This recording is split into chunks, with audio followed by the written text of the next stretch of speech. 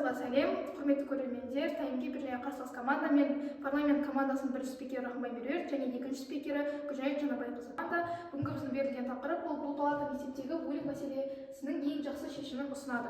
Бірінші өз сөздің басын келісіммен таныстыра кететін болсам, біздің дефинициямыз бұл буллинг бұл баланы немесе жасөспірімді жүйелі түрде психологиялық, физикалық және немесе әлеуметтік тұрғыда қорқыту, мазақ ету немесе шеттету. Оның формалары әртүрлі болып келеді. Соның ішінде физикалық, ұру затын тарту секілді вербалды кекету, балағат сөздер, әлеуметтік шеттету, кибербуллинг, онлайн қорлау. Біздің философиямыз бұл әрбір баланың қауіпсіз, қорқынышсыз ортада білім алу құқығын қорғау. Статус-квомыз қазіргі жағдайдың әлсіздігін айта кететін болсақ, буллингке қатысты бізде Қазақстанда қазіргі таңда жеке заңдар жоқ, мектептегі арнайы стандартталған алдын алу бағдарламалар жоқ. Сонымен қатар мұғалімдердің көбісі буллингті қарапайым кикілжің деп қабылдайды. Ата-аналар буллингке көбіне бейжай қарайды. Яғни қоғамда бізде буллингті нормализацияға ұшыратуда. Осы проблеманың өзектілігі қандай? Қазірде Қазақстандағы статистиканы айта кететін болсақ, 2022 жыл ЮНИСЕФ мәліметіне сәйкес 11-15 жас аралығындағы әрбір үшінші оқушы мектепте буллингке ұшыраған. 2023 жылдың өзінде Алматы қаласы бойынша ғана 400-ден астам буллинг фактісі тіркелген болады. Яғни бұл біздің проблеманың осы қоғамда өзектілігін айқындап отыр. Бізде мысалға әрбір мектепті алып отыратын болсақ, яғни жаңа статистика айтып кеткенде 11-15 жас аралығындағы әрбір үшінші оқушы, яғни ол мектептегі 100 оқушының жартысы болуы мүмкін, ширек бөлігінен астам болуы мүмкін дегенді білдіреді. Біздің бірінші аргументіміз, яғни бірінші мен осы буллингтің себептері туралы аргументтерін таныстыра кететін болсам, ол отбасылық зорлық-зомбылық немесе махаббаттың жетіспеушілігі. Неге осы біздің мектепте балалардың көбінесе агрессиялардың бойында агрессия көп? Өйткені олар біріншіден осы агрессияның барлығын үйінде көреді. Яғни үйінде агрессия көрген бала, ол сол агрессияны мектепке әкеліп өзінің жаңағы жолдастарына, сыныптастарына немесе өзіне кіші оқушыларға көрсетеді. Бұл ішкі күйзелістің сыртқа шығу формасы деп аталады. Мысалға айтатын болсақ, буллингке қатысатын балалардың 60%-дан астамы үйде зорлық-зомбылықтың куәгері немесе құрбаны болған. Яғни мысалға ол бала үйде әкесінің анасын ұрып жатқан көретін болса, ол оны мектепке келіп қайталауы мүмкін деген секілді. Сондықтан бізге осы проблеманы да шешу керек. Мектептегі буллинг тек мектептің емес, ол отбасындағы тәрбие мен атмосфераның да нәтижесі болып табылады. Екінші аргументіміз қоғамдағы агрессивтілік мен стереотиптер. Неге осы буллинг көбінесе орын алады? Өйткені бізде қоғамда ол бірінші нормализацияға айналған, және де қоғамда бізде агрессия көп. Яғни қоғам өзгешелікті қабылдамайды. Өзінен басқа бір адамды көретін болса, оның шаш үлгісі басқа болатын болса, немесе оның киіну үлгісі басқа болатын болса, оны істейді, ол бірден оны басып тастауға тырысады. Қоғамдағы толеранттылықтың төмендігі балалардың бірін-бірін осылай қабылдамауын және қорлауына алып келеді. Бір-бірін мысалға сол жерде мазақ ету де осының ішіне кіреді десек те болады. Үшінші аргументіміз бұл цифрлық технологиялар мен әлеуметтік желілердің теріс әсері. Қазірде бізде кибербуллингтің өзі қарқынды дамып келе жатыр. Мысалға Қазақстанның өзінде 14-17 жас аралығындағы оқушылардың 23% кибербуллингке ұшыраған. Яғни оларды әлеуметтік желілерде, комментарийлерде болсын, ол әлеуметтік желіге өзінің видеоролигін шығаратын болса, соның астына комментарийлер, жағымсыз комментарийлер қалдыруы мүмкін, немесе оны әлеуметтік желілерде оған қыспа қалуы мүмкін, немесе оны шантаж жасауы мүмкін. Осының барлығы кибербуллингқа келеді. Яғни онлайн кеңістік баланың жеке кеңістігін енуді оңайлатты. Яғни осы цифрлық технология дамуының әсерінен бізде кибербуллинг өршіп, бізде осы мектептегі буллингтің өзі де өршіп келе жатыр десек те болады. Осы мәселені біз қалай шешеміз? Оған біз өзіміздің механизмімізді ұсынатын болсақ, біздің механизміміз ол беспек жүйесі, бұл кешенді 6 сатылы механизм болып табылады. Бірінші, бұл бізде бақылау, оқушылар арасында анонимді сауалнамалар жүргізу, сенім жәшіктер орнату және қазір цифрлық дамыған заман болғандықтан чат-боттар арқылы оқушылардың өздерінің қалай сезінетіні туралы сауалнамалар жүргізу болып табылады. Мұғалімдер байқамайтын жасырын буллинг түрлерін аша алады. Екіншісі ерте анықтау, психологиялық скрининг. Үшіншісі сақтандыру, лайфскил бағдарламалары, достықты насихаттайтын сабақтар, топтық ойындар жүргізу. Төртіншісі психологиялық қолдау, құрбанға реабилитация, агрессорға түзету сабақтарын жүргізу. Бесіншісі ереже және жауапкершілік. Мектеп ішінде арнайы антибуллинг ережесі, бұзғанға нақты жаза көрсету, ескерту, есепке қою немесе шеттету, ата-анасымен жұмыс жүргізу. Сонымен қатар ғылыми мониторинг, механизм тиімділігін жыл сайын бағалау қажет. Яғни осы механизмді біз жыл сайын жүзеге асырудың арқасында оның нәтижелерін көрсетіп, қате жақтарын түзетуге тырысуымыз керек. Сәлеметсіздер, құрметті көрермендер. Таймгипер және қарсылас топ төреші. Мен Дауыс командасының бірінші спикері Сағынтай Өсет және екінші спикер Мақсат Төлеуұлы. бүгінгі біздің қарарымыз бұл палата мектептегі буллинг мәселесінің ең жақсы шешімін ұсынады. Бүгін кейсімен таныстыра кететін болсам, біздің статус-квоымыз мектептегі әрбір үшінші оқушы мектепте психологиялық немесе әлеуметтік қысымға ұшырайды. 15% оқушы тұрақты түрде буллингке ұшырайды. Және алайда оның 10% ғана көмек сұраған, қалғандары қорқады, сенбейді немесе жағымдаудың мағынасы жоқ деп есептейді. Дефиниция: буллинг бір немесе бірнеше тұлғаның өз құрдасына қатысты жүйелі түрде психологиялық, физикалық немесе әлеуметтік қысым көрсетуі. Бұл әрекет әдейі және қайталанатын сипатқа ие. Жүйелі механизм тек жазалау емес, алдын алуға, психологиялық түзету немесе мектептегі мәдениетін оңалтуға бағытталған бірнеше құрылым бірлесе әрекет ететін тұрақты жүйе. Философиямыз: баланың күлкісі мектептің айнасы, ал айнада сәт болса, болашақ тұтас көрінбейді. Біздің ең бірінші өз сөзімді қарсылықтан бастайтын болсам, қарсы тараптың бірінші аргументі бұл цифрлық технология мен әлеуметтік жүйелердің теріс әсері. Жаңағы цифрлық технология дегеніміз оның ішіне жаңағы барлығы кіріп кетеді. ЕГОВ, жалпы қазіргі цифрландыру, яғни жаңағы ЕГОВ біз онлайн документ жіберетін барлық қосымшалар, банк жүйесі, барлығы да осы цифрлық технологияның ішіне кіргендіктен біз оның жемісін көріп отырмыз, және сіздер оны толық қалай жоққа шығарасыздар. Оның толық қандай теріс әсері бар екенін жоққа шығара алмайсыздар. Әлеуметтік желілердегі бұл уже кибербуллинг, кибербуллингта бір нақты барлығынан жоғары шарттап тұрған осы әлеуметтік желідегі кибербуллингтің әсері, немесе сол кибербуллинг әлеуметтік желі нақты біз табысын көріп отырмыз ғой. Бірақ сіздер бұл барлығынан жоғары түрде бізге теріс әсерін тигізіп отыр деген нақты ақпарат бере алмайсыздар. Бұл жерде физикалық буллинг, психикалық буллинг және тағы да басқа буллингтің түрлері өте көп. Және бірінші спикердің сөзінде нақты заңдар жоқ деген сөз айтылды. Сіз буллингқа нақты заңдар жоқ деген сөзді кесіп айттыңыз. Бұл жерде тек заңды күшейту керек. Бұндай заңдар бар. Қазақстан Республикасының қылмыстық кодексі 105-ші бабы өзін өзі өлтіруге итермелеу бойынша, Қазақстан Республикасының қылмыстық кодексінің 140-ші бабы бойынша кәмелетке толмағандардың арасында әмжеттік, және осы Қазақстан Республикасының қылмыстық кодексінің 73-ші бабы ұрып соғуды немесе қорлау буллинг кезінде физикалық күш қолдану. Осы секілді нақты заңдар тұрған кезде сіздер қалай нақты заң жоқ деп кесіп айтасыздар. Және отбасылық зорлық-зомбылық осы буллингке әсер етеді дедіңіздер. Және осы бойынша нақты зерттеу жұмысын немесе бір статистиканы ұсынбадыңыздар. Осындай отбасында қорлық-зомбылық көрген бала мектепке келіп дәл осындай бір көрсетеді екен, бұл осындай зерттеу жұмысы барысында дәлелденген деген сияқты бір дәлел келтіре алмадыңыздар. Және нақты және комментарий туралы айтып кеттіңіздер. Жаңағы бір видеосын салады, оның астына комментарий жазсаңыз бұл баланың психикасына әсер етеді. Бұл тек балаларға ғана емес, бұл барлық әлеуметтік желідегі видеолардың астында жаңағы хейт деп жатамыз, барлық жағымсыз комментарий бұл барлық жерде бар. және сауалнама өзінің механизмдарымызға келетін болсақ, сауалнама жүргізіп арқылы біз осы мәселені шеше аламыз деп. Бірақ қазіргі уақытта мектепте сауалнамалар жүргізіледі. Осы буллингке қарсы тренингтер, сауалнамалар тұрақты түрде өткізіледі. Бірақ бұл бізде өршіп тұр. Жаңа өршіп тұрғаны туралы оны өз сөзіңізде айта кеттіңіз. Және психологиялық заттар өткізу, психологиялық тренингтер өткізу, деген секілді ұсыныстар жасадыңыз. Бірақ оны өткізу үшін бізге психологиялық сағат бөліну керек. Тіпті мектептерде психологтарға нақты сағат бөлінбеген. Егер оны бөлінбейтін болса, оны біз қайдан алып, қай уақытта өткіземіз? Және өзіміздің кейсімізге келетін болсақ, бізде бірінші аргумент бұл психологиялық қауіпсіздік кеңесі оқушының жан дүниесін қорғайтын құрал. Бізде 2022 жылы ЮНИСЕФ Қазақстан жүргізген зерттеуге сәйкес елімізде әрбір үшінші оқушы, шамамен бұл мектептегі 33% оқушы мектепте психологиялық немесе физикалық буллингке ұшырайды. Бұл дегеніміз жыл сайын 500-ден астам оқушы зорлық-зомбылықтың құрбаны болады деген сөз. Алайда оның 60%-ы бұл туралы ешкімге айтпаған. Өйткені қауіпсіз орта, сенетін орта жоқ деген оның миына жатталып қалған. Осыған орай психологиялық қауіпсіздік кеңесін құру жаңағы оқушыға анонимді түрде шағымдануға немесе нақты көмек сұрауға, көмек алуға мүмкіндік береді. Кеңесте тәжірибелі психологтар, ата-аналар, мұғалімдер немесе оқушы өкілдері жұмыс жасайды. Жалпы бұл психологиялық кеңес бұл мектепте жай ғана құрылатын, мұғалімдерден құралатын кеңес емес. Бұл нақты мамандар, нақты тәжірибелі психологтардан құралатын кеңес. Бұл жүйенің анонимділігі толықтай күшті сақталуы керек.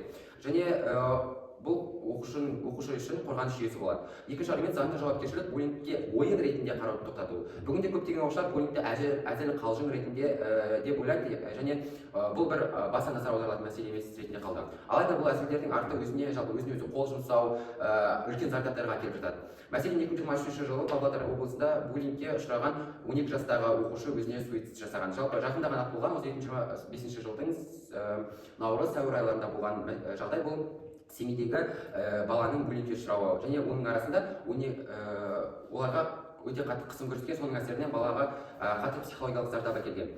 Және осы арада біз заңдық жауапкершілікті күшейтуіміз керек. Бұл біздің механизміміздің бір бөлігі.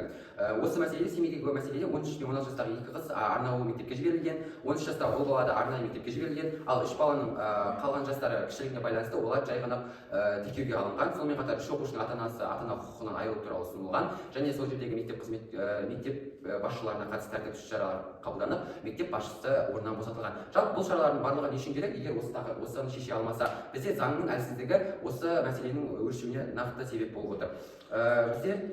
Бізде нақты оның жасының ерекшелігіне қарамай нақты жаза беру, нақты күшті жаза беру осы буллингтің азаюына әсер етеді. Барлық тараптың қатысуы буллингті жүйелі түрде жоюға мүмкіндік береді. Буллинг тек бір адамның емес, мұғалімнің көрсететін мәселесі емес. Бұл жүйе проблема, оның шешу үшін оқушы, ата-ана, мұғалім, психолог, мектеп әкімшілігі бірлесіп әрекет етуі тиіс. Мысалы, Оңтүстік Кореяда мектептегі буллинг күресу үшін ата-аналар мен оқушылар кеңесі құрылды. Біз жаңа айтып отырған кеңестің нәтижесі бұл 5 жыл ішінде буллинг деректері 40% азайған. Жаңағы осы біздің механизмді түсіну арқылы біз осы мәселені шеше аламыз. Мен өз сөзімді аяқтадым. Назарларыңызға рахмет. Сәлеметсіздер ме құрметті көрермендер, қарсылас команда таймкипер. Мен парламент тобының екінші спикері Гүлжанат Жаңабайқызы боламын. Мен өз сөзімді бастамас бұрын ең алдымен қарсылас команданың сөздеріне тойтарыс бере кетсем. Қарсылас команда заңдық жауапкершілік буллингке ойын ретінде қарауды тоқтатады деді. Бірақ бұл жерде өздерінің сөздеріне қарсы келіп, яғни біз заңды күшейтуіміз керек, заңдық жауапкершілікті одан әрі арттыруымыз керек деді де, бір жағынан психологтардың жұмыс жасау керек, өздері қосымша ол кісілермен жаңағыдай балалармен қосымша жұмыс жасау керек деген сөздерін айтып өтті. Яғни әр сөзге кері өз ойларын білдіріп отты. Яғни біз онымен келіспейміз. Сонымен қатар біздің үшінші аргументті, яғни бірінші аргумент деп атапты. Бұл жерде біз сіздердің толық бізді тыңдай алмағандықтарыңызды ескерте кетсек деп отырмыз. Және де осы аргументке мысал келтірілмеді деді, нақты факт, бірақ бұны менің бірінші спикеріміз біздің топтың нақты фактын келтіре кеткен болатын. Яғни ЮНИСЕФ-тің зерттеуі бойынша 2020 жылда буллингке қатысатын балалардың 60%-дан астамы үйде зорлық-зомбылықтың куәгері немесе құрбаны болғандығы жайлы айтып өткен болатын. Сонымен біздің бүгінгі қорғап отырған тақырыбымыз бұл палата мектептегі буллинг мәселесінің ең жақсы шешімін ұсынады. Біздің ұсынысымыз бұл, яғни беспек жобасы болатын. Яғни осыған байланысты ең бірінші дәлелдер аргументін айта кетсем, бірінші аргументіміз отбасылық зорлық-зомбылық және махаббаттың жетіспеушілігі бұл балалардың буллингке әкеп итермелейтін ең басты жағдай деп айтамыз. Көп жағдайда буллинг жасаушы бала өзі де зорлықтың құрбаны, яғни үйінде жылулық пен махаббатты сезінбеген бала эмоциясын басқаға қысым көрсету арқылы білдіреді. Бұған факт 2023 жылы Қазақстанда 18 жасқа толмаған балаларға қатысты 2300-ден астам тұрмыстық зорлық-зомбылық фактісі тіркелген. Яғни осы отбасында зорлық-зомбылық көрген балалар, бұлар міндетті түрде осы көрген білгендерін өзінен әлсіздерге әкеліп көрсетеді. Келесі, қоғамдағы екінші аргументіміз, қоғамдағы агрессия мен стереотиптер. Біз балаларды көбінесе шектеумен тәрбиелейміз. Яғни ер балаға жыламайды, ал қыз бала болса, қыз бала үндемеу керек деген тәрбиені көбінесе беріп жатамыз. Бұл бізді эмоцияны тұншықтыруға әкеліп соғады. Яғни эмоциясы шықпаған бала ол кейде басқаларға агрессия түрінде өзінің ішкі жан дүниесін көрсетіп жатады. Бұған мысалы 2021 жылы Талдықорғанда 15 жастағы қыз бала өзіне қол жұмсаған. Тергеу нәтижесінде мектептегі жүйелі мазақ пен сырт келбетіне байланысты кемсіту болғаны анықталды. Бұған факт келтіре кететін болсақ, тағы да ЮНИСЕФ зерттеуінше Қазақстандық жасөспірімдердің 60% өз эмоциясын ашық білдіруге қорқады. Себебі қоғам әлсіздерді қабылдай алмайды дегіміз келеді. Үшінші аргумент, цифрлық технология мен әлеуметтік желілердің теріс әсері. Бұл жайында менің бірінші спикерім өте жақсы айтып өтті. Осы әлеуметтік желілердің біздің қазіргі таңда балаларымыз 24 сағат тіпті қолданып жататын жағдайлары болады. Және осы әлеуметтік желілердің кері әсері өте жоғары деңгейде болып тұр. Мысалы, 2020 жылы Алматы облысында 9 сынып оқушысы TikTokқа мазақ посттардан кейін өз-өзіне қол салған. Кейін сыныптастарының оны бірнеше ай бойы лайк аз, киімің ескі деп келемеждеген анықталды. Факт айта кететін болсақ, 2022 жылы Қазақстанда 10-17 жас аралығындағы балалар 289 бала өз-өзіне қол жұмсаған. Оның ішінде 30%-ға жуығы кибербуллингпен байланысты болған. Осыған байланысты біз өзіміздің тиімді жақтарымызды ұсынамыз. Ол бізде беспек жаңағы 6 сатыдан тұратын механизм. Бұл механизмде біз жаңағындай беспек бұл бізде тек жазалау емес, проблеманың түп тамырын анықтап жүйелі әрекет етуге бағытталған. Біз бала буллинг жасаған соң емес, оған дейінгі әрекеттерін анықтауымыз керек деп есептейміз. Яғни Финляндияда Кива бағдарламасы болса, Ұлыбританияда Wolf School Approach бағдарламасы және Жапонияда осыған байланысты түрлі бағдарламалар жүзеге асырылған. Бағдарламалар мектептегі буллингтің 50%-ға дейін төмендетіп жататын болса, 10 жылда бұл елдерде мектептердегі әлеуметтік қауіпсіздік ең қауіпсіздер қатарына енген болатын. Сондықтан біз өз сөзімізді осы беспек бағдарламасын жүзеге асыруды одан әрі қолға алу керек деп есептейміз. Тыңдағандарыңызға рахмет. Мен өз сөзімді аяқтадым. Саламатсыздар ма, құрметті көрермендер, таймкипер және қарсылас топ. Мен дауыс командасының екінші спикері Мақсат Төлегенұлы боламын. Мен өз ойынымды қарсылас топқа көтеріп бере кетсем. Бұл қарсылас топ жалпы үш бізге аргумент ұсынады. Бірінші аргументінде отбасылық, зорлық-зомбылық және махаббаттың жоқтығы дейді. Былай қарасаңыздар, бұл аргумент нақты сияқты. Бірақ осы аргументтің шешудің нақты механизмдерін ұсынбайды. Ол неде нақты механизмдері? Қарап жатсақ, неге қазір осы қатыгез ата-аналар көбейіп кетті, немесе осындай отбасылар қоғамымызда жылдан-жылға көбейіп бара жатыр. Оның себебі басқа да. Сол себептерін ашып айтпайды. Ол себептер қайда болуы мүмкін? Мүмкін ол жұмыс бастықта шығар. Ата-анасы таңертең ерте кешке келеді, баласына қарауға мұрша жоқ. Мүмкін осы тараптан мен бір жақсы ұсыныстар көре алмадым. Үкімет мүмкін осындай отбасыларға бір бағдарлама жеңілдетілген қабылдау керек шығар. Ата-ана мен баланың арасындағы махаббаттың болуына, мүмкін уақыттың көбірек қалуына жұмыс жасайтын ұсыныстар айту керек еді. Біз одан осындай ұсыныстар байқай алмадық. Екінші, мынау айтылып отыр, қоғамдағы стереотиптердің болуы дейді, ұл бала жыламайды деген. Қазақ халқында ұл бала жыламайды деген стереотип жоқ негізінде. Бірақ стереотиптердің өзі қашет жағдайлар бар. Қандай жағдайда? Біздің қазақ халқы тәрбиелеген тыйым, ырым, мынау ұят болады, немесе қызға қарап үйден тыйым арқылы біз ибалы қазақтың қыздарын тәрбие алғанбыз. Стереотиптердің бәрін жаман деп біз айта алмаймыз. Оның жақсы жақтары да бар. Сондықтан да бұл стереотиптердің кейбіреулері біз үшін қоғам үшін қажет. Үшінші аргументінде цифрлық технология мен әлеуметтік жемқорлықтарды, әлеуметтік желілер деп айтады, тәрбиесі теріс әсер етіп отыр деп. Жаңа мен біздің жақтың бірінші спикері Өсек мырза айтып өткендей, цифрлық технология дегеніміз бұл өте үлкен технология. Оның қазіргі кезде біз Егов мобил бар, онлайн оқытулар бар. Немесе үйде отырып, құжаттарды, электрондық құжаттарды біз үкіметке жіберіп, біз оны ала аламыз. Электрондық үкімет деген бар. Бұрын қалай болды? Біз 200 шақырым жерде, 100 шақырым жерде аудан, облыс орталықтан барып жұмыс жасайтынбыз. Қаншама уақытымыз кететін, жол ақысы кететін шығындар болатын. Міне осындай біз үшін цифрлық қоғамдан біз қорықпауымыз керек. Біз 21 ғасыр қоғамымыз ғой, біз алға қашан дамуымыз керек. Цифрлық өз өміріміз цифрланып барады. Біз бірақ та оны біз оң жаққа қарай өзгертуіміз керек. Енді бұл жердегі әлеуметтік желілерді тәрбиесі туралы айтып отыр.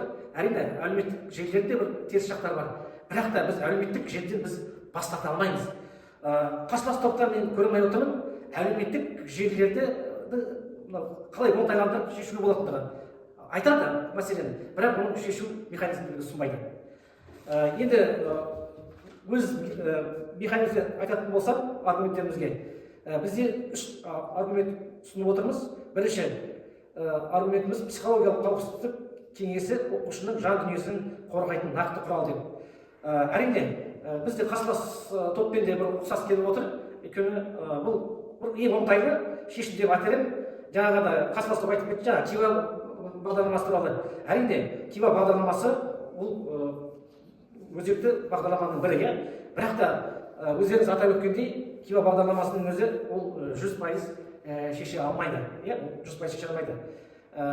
Бірақ та дегенмен де осындай сияқты бағдарламалар біздің мемлекетімізде оның жетілдірген түрін қателіктер көре отырып, жақсы жақтарын біз өзімізге істеуіміз керек, алуымыз керек.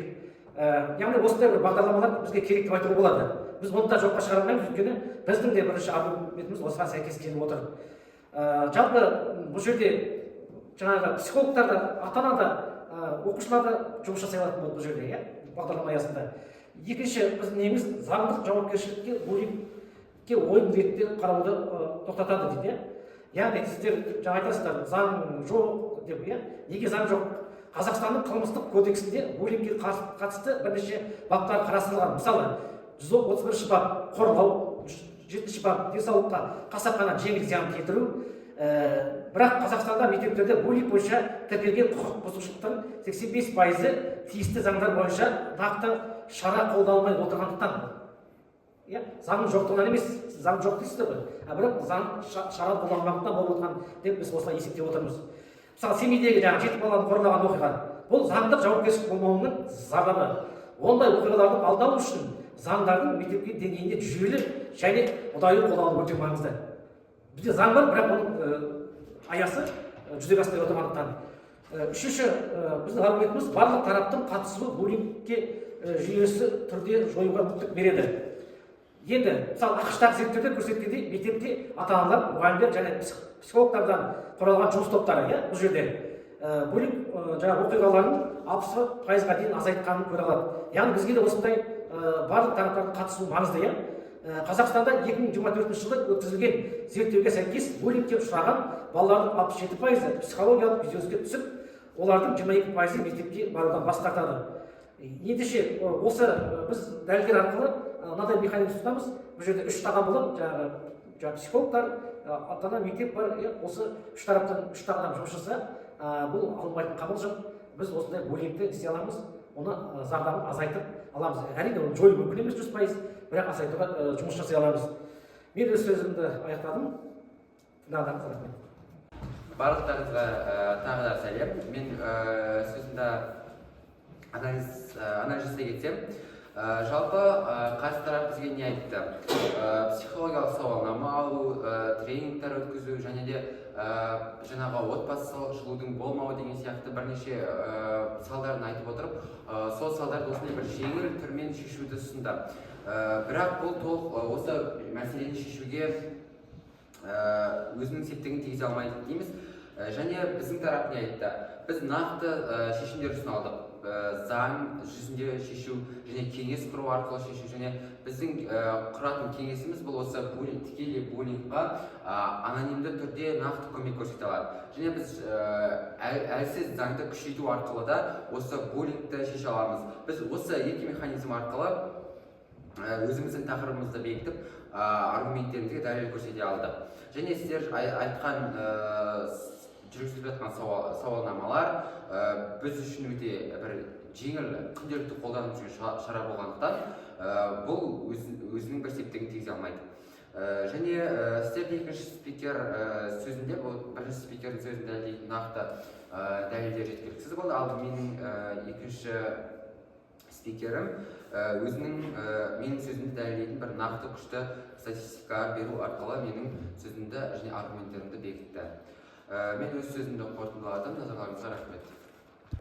Барлықтарыңызға тағы да сәлем. Мен осы өзіме берген анализ уақытында сөзімнің басын ребатылдан бастап кететін болсам, қарсы тараптың екінші спикері өз сөзінің басында бізге қарсылық білдірген кезде не деді? Ол кісінің айтуы бойынша, жаңағыдай отбасыдағы біздің аргументіміз, бірінші аргументіміз біз не дедік? Ол отбасындағы зорлық-зомбылық, отбасындағы бір-біріне деген тұрмыстық шабуылдар осы баланың агрессиясының туындауына және де осы мектепте оны көрсетуіне ықпал етеді деген болатынбыз. Және де ол кісінің және де екінші спикердің айтуы бойынша біз оған байланысты ешқандай механизм ұсынған жоқ, біз осы проблеманы шеше алған жоқ дейді. Бірақ біздің осы 5 бағдарламасында, яғни 6 сатылық жүйемізде 5-ші сатысында бізде ереже және жауапкершілік тұсында бізде тек қана мысалға мектеп ішінде антибуллинг ережелері ғана емес, ол агрессорға қоятын ескерту, есепке қою деген секілді шаралар ғана емес, ата-анамен жұмыс те бар. Яғни бізде бұл механизмнің өзінде ата-анамен жұмыс, ата-анамен осы мектептің арасындағы байланыс қарастырылған болатын. Яғни қарсы тараптың бұл қарсылығы негізсіз деп есептейміз. Сонымен қатар қарсы тараптың бірінші спикері өздеріңізді өзінің соңында біздің механизмге байланысты айтқан болады, жеңіл түрмен шешуді ұсынды деп. Бірақ біз сіздер назар салған болсаңыздар, біздің шешу жолымыз ол беспек бағдарламасы жобасы десек те болады, 6 сағаттан тұрады. Яғни ол осы проблеманы шешуді, бірінші осы проблема себептерін айқындайды, себептерін табады, осымен күресуді ерте анықтайды, және де осымен күрес бағдарламасы ол туындаған жағдайда ол құрбандарға көмек жүйесі деген секілді немесе жауапкершілікке тарту секілді осы жүйелерден тұратын болады. Сондықтан біздің осы ұсынып отырған механизм жеңіл тұрғыда емес, керісінше бұл өте жоғары деңгейде десек те болады. Сонымен қатар қарсы тараптың айтуы бойынша біздің тараптың екінші спикері менің сөздеріме ешқандай дәлел келтірген жоқ. Яғни менің сөзімді тыңдап болған жүйелі түрде фактілер айтқан жоқ дейді. Бірақ өздеріңіз тыңдаған болсаңыздар, біздің екінші спикер өз сөзінде осы осы Қазақстанның әрбір шетінде болған ситуациялар туралы, қандай бала суицидқа ұшырады ма, кибербуллингке ұшырады ма, яғни менің айтқан сөздеріме дәлелдер келтіре алды десек те болады. Сіздердің айтып отқан қарсылықтарыңыз негізсіз деп есептейміз. Жалпы осы ойынға анализ келтіретін болсам, біздің тарап басым болды деп біз есептейміз. Неге? Өйткені біздің механизмімізде, аргументтерімізде, кейсімізде барлығы жүйелі тұрғыда болды десек те болады. Яғни біздің механизміміз ол беспек жүйесі, қайтадан айта кететін болсам, ол 6 сағаттан тұрады. Ол проблеманы шешу, проблеманы алдын алу, және де осы проблемамен күрес болып табылады. Ал қарсы тараптың айтып отқан механизмге келетін болса, олардың механизмі тіпті біздікіне ұқсас десек болады. Яғни сіздер біздің тараппен келісіп отырсыздар. Сіздердің сөздеріңізде психологиялық жаңағыдай кеңес құру, психологиялық көмек, сауалнама жүргізу деген секілді бар. Ал бірақ ол бізде де бар. Яғни сіздер біздің механизмнен асып түсетін осы тиімді жол ұсына алған жоқсыздар дегіміз келеді. Сонымен қатар біздің тараптың қарсылықтары да, тойтарыстары да жоқ болып десек те болады. Біз қарсы тараптың механизмін жоя алдық, және де өзіміздікінде айта алдық. Сонымен қатар біздің механизм осы тақырыпты шеше алады, яғни осы буллингпен, мектептегі буллингпен нақты жүйелі түрде күресе алады деп біз есептейміз. Назарларыңызға рахмет.